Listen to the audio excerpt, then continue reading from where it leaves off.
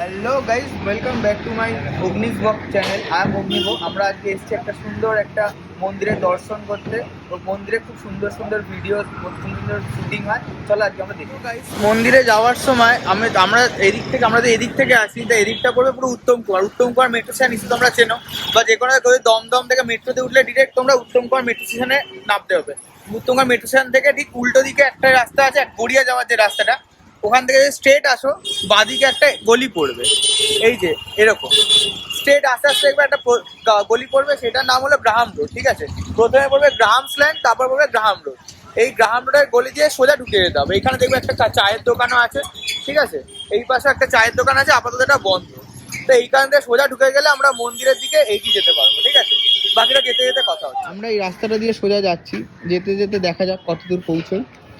Graham রোডের রাস্তা দিয়েই এগোচ্ছি আমরা কনস্ট্যান্ট। তো আমরা এগোতেই চলেছি, আস্তে আস্তে যাচ্ছি, দেখা যাক। এই যেতে যেতে আমাদের দুটো মোড় পড়বে। ঠিক আছে, একটা বাদিকে চলে যাবে আর একটা সোজা চলে যাবে। বাদিকে দেখবে এখানে একটা ওষুধের দোকান আছে। তো ওষুধের দোকানটা হলো জে মেডিকেল। চলো তোমাদের দেখিয়ে দিই।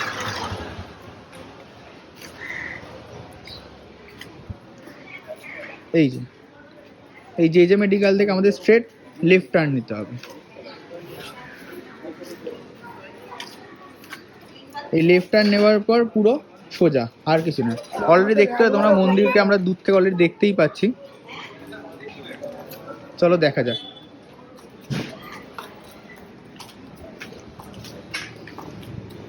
দেখতে পাচ্ছ মন্দির চলেই এসছে প্রায়। এখানে বিভিন্ন রকমের সিনেমা শুটিং হয়। তোমরা এসে খুব ভালো করে পুজো দিতে পারবে, তোমাদের মনও খুব ভালো হয়ে যাবে এখানে পুজো দিলে। আর এখানে সামনে একটা খুব ভালো পুকুর আছে।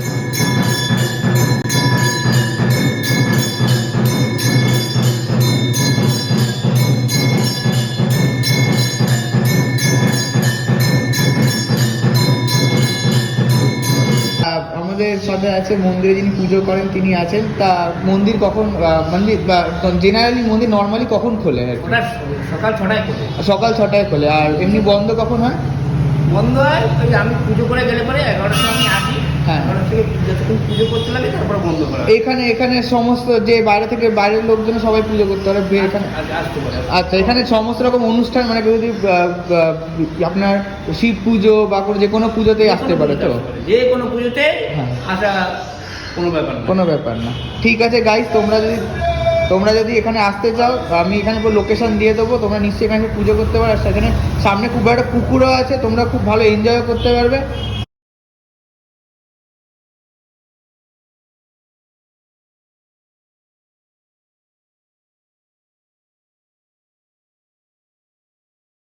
গাইস, যে পুকুরের ঘাটটার কথা বলছিলাম, ওই মন্দির থেকে জাস্ট একটু সামনের দিকে এগোলেই পুকুরটা দেখা যাবে। ঠিক আছে, জাস্ট এখানে এলেই খুব সুন্দর একটা বসার জায়গা আছে।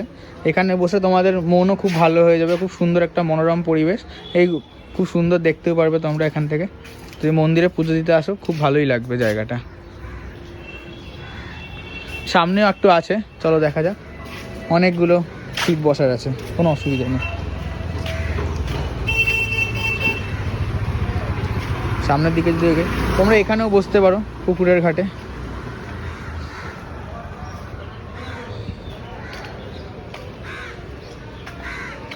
এদিকেও বসার সিট আছে অনেক, দেখা যাক। চলো,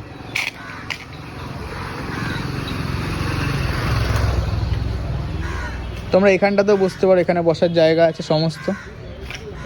এখানে সমস্ত বসলে তোমাদের সারা দিনের যে ক্লান্তি, সেই ক্লান্তি চলে যাবে। আর সুন্দর অক্সিজেন, ফ্রেশ অক্সিজেন তোমরা পাবে। আকাশের কবি আকাশ আমায় বলল এসে, আমার মতো হবি, আমায় নিয়ে লিখতে পারিস, দেখি কেমন কবি। দরাজ আমার হৃদয় খানি, রংটাও তো ভালো, বর্ষা এলে রংটা আমার হয় কখনো কালো। হ্যালো ভিউয়ার্স, আমি অগ্নিবর মাসি বলছি, বনানী ঘোষ। আমি একটু কবিতা লিখতে ভালোবাসি, সে নিজের কবিতা পাঠ করি। তোমরা শোনো, ভালো না লাগলে বলবে, ভালো লাগলেও বলবে। হাই, এটাকে লাইক করো, শেয়ার করো অ্যান্ড সাবস্ক্রাইব করো আরও এরকম নতুন নতুন ভিডিওস দেখার জন্য। Thank you.